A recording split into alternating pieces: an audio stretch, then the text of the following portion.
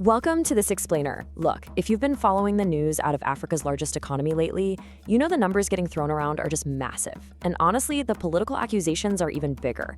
We're going to bypass the rhetoric today and unpack the dense macroeconomic data behind Nigeria's recent debt explosion to see what's actually going on under the hood. So let's just dive right into this central economic irony that's been leaving voters and, frankly, financial analysts completely scratching their heads since 2023. Picture this. You've got this massive monthly bill just eating up all your income.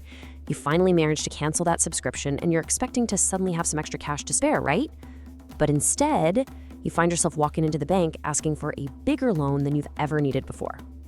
That is the exact paradox playing out right now on a national scale in Nigeria. And the sheer scale of this paradox is perfectly captured by one single number: 134.3 trillion naira. Yeah, trillion with a T. That staggering figure is Nigeria's total public debt as of March 2025. But what makes this number truly mind-blowing is how fast it grew. We're talking about a massive 46.4 trillion naira jump in just about 21 months. To understand how things escalated so quickly, we have to look at the very policies that were supposed to prevent this. Part 1. The subsidy removal paradox. To really grasp the shock factor that's dominating the economic debate right now, just look at the timelines. The previous administration under President Buhari added roughly 75 trillion naira to the national debt over 8 full years. But the current administration under President Tinubu, they've accumulated 46.4 trillion naira in less than 2 years. They basically racked up over half of an 8-year debt total in just a fraction of the time. Now, here's where it gets kind of fascinating. This massive debt spike happened right after the new administration eliminated the costly fuel subsidy. On his inauguration day, back in May 2023, President Tinubu famously declared, "Subsidy is gone." For years, that fuel subsidy was bleeding the country dry, eating up over 40% of government revenue. Eliminating it was the exact move designed to stop the borrowing cycle. And yet, the borrowing actually accelerated. Which brings us to Section 2. Where did the savings go? So if that gigantic subsidy expense was finally cut, why didn't the math add up? Well, the answer comes down to simultaneous economic shocks. Right when the subsidy was removed, the government also floated the naira. The exchange rate skyrocketed from 461 naira to the dollar in June 2023, up to roughly 1,500 by 2025. That is a 300% foreign exchange shock. And because Nigeria's external debts and major projects are priced in US dollars, the government's costs essentially tripled overnight. Throw in domestic inflation, which spiked to a really painful 33.7% by April 2025, and suddenly, absolutely everything costs way more. We're talking capital expenditures, infrastructure projects, and the financial aid meant to help people survive the subsidy removal. Ironically, with all these rising costs, basic obligations like salaries for teachers and medical practitioners are reportedly still being owed in some sectors. This is where the irony really hits home. The government estimates it saved about 4.3 trillion naira from ripping off that fuel subsidy band-aid in 2024. But because of that severe currency devaluation we just talked about, the cost to just service external debt jumped to a projected 5.2 trillion naira. So that 4.3 trillion saved? Instantly swallowed by the newly inflated cost of just paying interest on foreign loans. The savings never even had a chance to hit the streets. All right, Section 3, the 34 trillion naira mystery. So, if inflation and debt servicing ate the subsidy savings, what about the country's core revenues? This brings us to a huge viral political flashpoint. Citing a World Bank report, opposition figure Peter Obi argued that out of 84 trillion naira earned between 2023 and 2025, a massive 41% never even made it to the Federation account. He labeled this alleged 34.44 trillion naira shortfall as missing revenue, straight up calling it institutionalized corruption on a massive scale. But the federal government pushed back on this hard.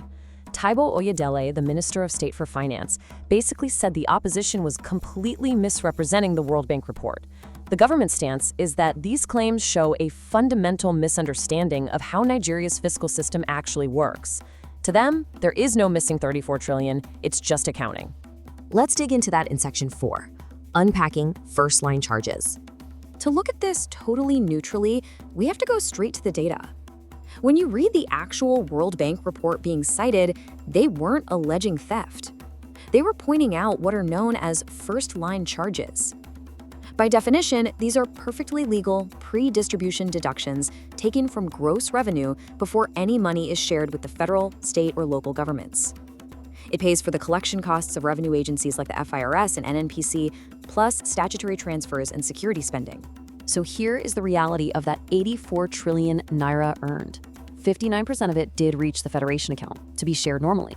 But that massive 41%, that 34.44 trillion naira, was legally deducted right off the top to fund agency operations.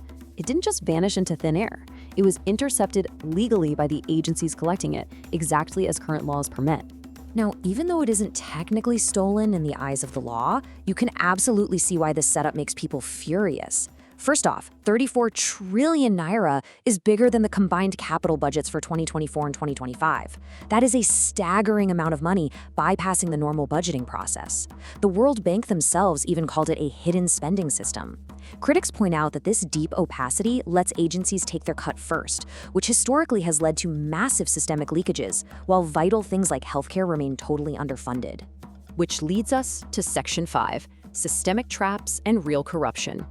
To really understand the fiscal crisis, we have to draw a line between these legal but murky systemic deductions and actual litigated cases of corruption. With the 34 trillion naira debate, there are no anti-graft charges filed. But on the flip side, there are very real missing billions currently being fought over in court right now. Organizations like SERAP are actively suing over genuine unaccounted funds like 3 trillion naira allegedly missing from the central bank and billions of dollars in unremitted funds from the NNPC. Those are actual missing billions, completely separate from the 34 trillion naira political debate. Now, the government's financial team obviously has a broader defense for their fiscal management. They argue that, yeah, things are incredibly painful right now, but without that subsidy removal, the national debt would be at least 20 trillion naira higher today. Plus, even with the ballooning nominal numbers, Nigeria's debt-to-GDP ratio is sitting around a sustainable 55%, well below the IMF's danger threshold. To the administration, the nightmare isn't the size of the debt itself, it's just that they aren't generating enough tax revenue to comfortably pay for it. As we wrap up this explainer, you really have to look at the massive numbers we've unpacked today, the soaring debt, the swallowed savings, the gigantic statutory deductions, and ask yourself, can a nation really borrow its way out of an economic trap when almost half of its earned revenue is legally skimmed off the top before the public even sees a dime?